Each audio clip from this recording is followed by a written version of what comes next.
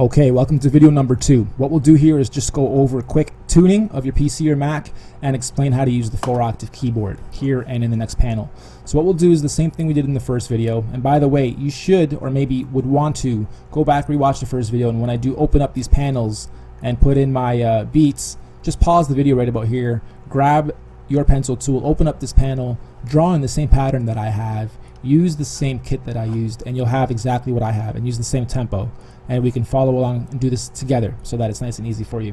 What I want you to understand is tuning your PC or your Mac. What we do in this app is, even though it's cheap to buy, even though it's very easy to use, we're getting a little bit of hate because it does do a lot of what the bigger DAWs do. And what I want you guys to do is look at this as more of a over-the-top beat maker than an underdeveloped full-scale DAW, because you'll never replace a $50,000 studio with a $29 or $30 or $100 even software app. But we've packed in as much as we can here. We utilize broadcast quality sound. It's not MP3, it's 44.1 wave stereo 16-bit. So for every bar, right here's 2 bars that we've drawn in. For every half of this, and there's 16 slots for you to put in a variation of 10 sounds over each other. So even right here, that's a bunch of memory and a bunch of big files and data being called. Spread that across 8 bars times 16 tracks. Yes, you're gonna have some lag if your PC isn't tuned. Yes, it will freeze on you if your PC isn't tuned, or if it's a really old crappy machine. You have to understand that we do use broadcast quality files. You would want to at least try to get your PC or your Mac optimized for great studio use. So again, Google tune my PC for audio, tune my PC for music production, tune my PC for rich media production, and follow the tutorials to make sure that your PC or your Mac is tuned to the top when it comes to audio production and big files. So what we'll do now is layers 5 through 8 are your keyboard tracks, and you can change these as well, but again, don't change anything in the template that it comes with. Just leave everything as is, and the template that we've laid out is very nice and easy to use. On layer 5, we're going to draw in 2 bars as well. Click, hold, and drag. Okay, now go back to your arrow, and we can just drag this loop node back. If you don't know what that is, I'll show you in a second, but we're going to drag it back to here. That's just going to enable me to loop just that bit or play the whole track. So I just want to loop that bit. And one other thing I'll note is, for those of you noticing that once you get to the end of your loop, it kind of catches here, or it doesn't go back properly before it loops, you lose your head nod. Don't worry about it, because when you first build your 2 bars, all you're going to do later is grow your bar count and duplicate them and do what we did here. So you have no problem when it comes to looping, because you don't need to. You have a full track to play with eventually, or just quickly draw in and duplicate so that you have 8 or 16 bars. At least then you can have it pretty much timed for that amount of time. Here you can change this by a BPM or 2. That sometimes relieves the glitch that some of you guys are having, or bringing this back to 120 sometimes makes sure that it loops perfectly as well. But again, I don't really worry about it, because once I have my first bit in, I simply draw in the rest, duplicate, and I don't have to worry about this perfect loop at the beginning. So going back to the tutorial, we drew in 2 bars, we click on the bar that we just made, we click on edit. This brings up our keyboard editor, and right now it's on ARP, which sounds great, by the way. You can click on edit, which pulls up this panel, or you can click on P, which pulls up this panel, and this is all your categories. Might be a bit hard to see. Let me close that up. So we drew in our things, we click on P, this pulls up our categories. We can open up each category and then choose something within it. It's a great combination of beautifully mastered stereo image samples. We're on ARP. We open this up again. Now the Q on the keyboard you type with is this C. Okay, so Q going upwards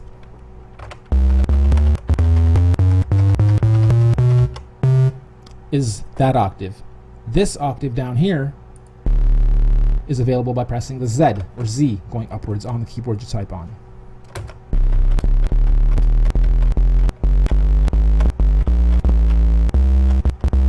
Okay, so what we can do is, while this is even playing, we can think of what we want to use for a bass line.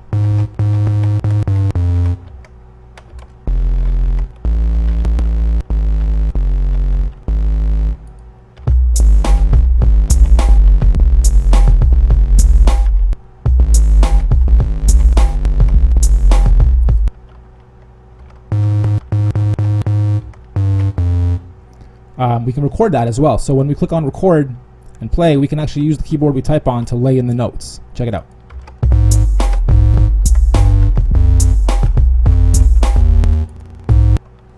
Stop it, Click on your arrow, move them around if you know that they're off or they should be somewhere else on a different bit of the 16.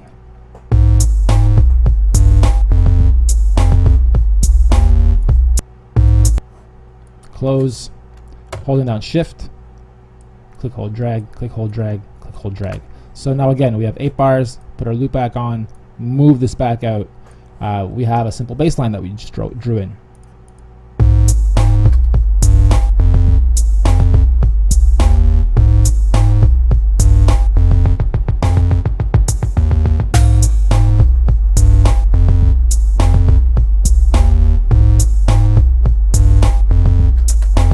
Okay, so we can keep going, go underneath that, click, hold, drag, you're still on a key track.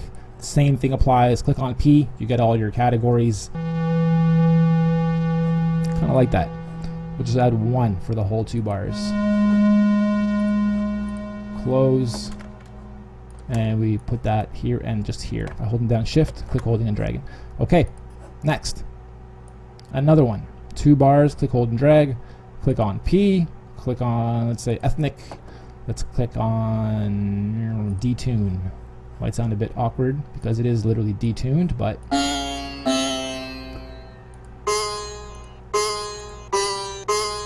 why not? We can click on pencil and draw the stuff in too. So we can go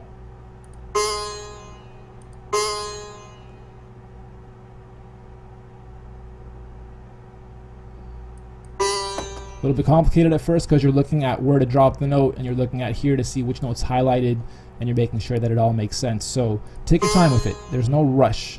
Just make sure that the beats sound hot and the patterns you choose are nice. So already we have a very simple track coming into place, even though it's 8 bars. Okay, maybe I want to get rid of this guy and this guy, so it's only playing here and here. Another thing I forgot to mention is the tracks down here.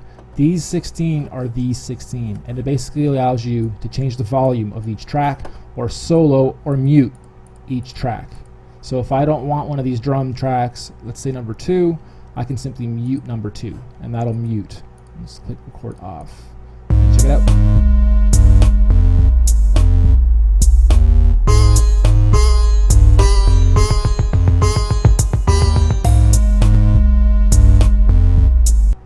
Okay, what I want to do is make number 7 quieter. What I want to do is unmute number 2 because that sounds really nice. And let's say I want to get rid of that. Bring it back to the beginning.